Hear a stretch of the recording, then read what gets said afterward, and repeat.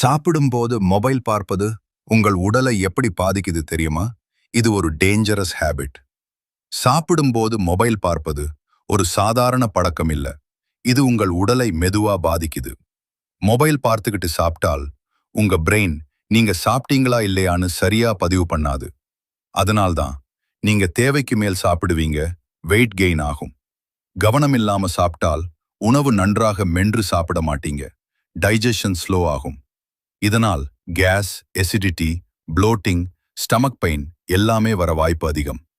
அதுவும் மட்டுமில்ல, mobile use அதிகமா இருந்தா ஸ்ட்ரெஸ், ஆங்ஸைட்டி கூட அதிகரிக்கும். ஸ்கிரீன் பார்த்துக்கிட்டு சாப்பிடுறது ஐ ஸ்ட்ரெயின், ஸ்லீப் ப்ராப்ளம் கூட ஏற்படுத்தும்.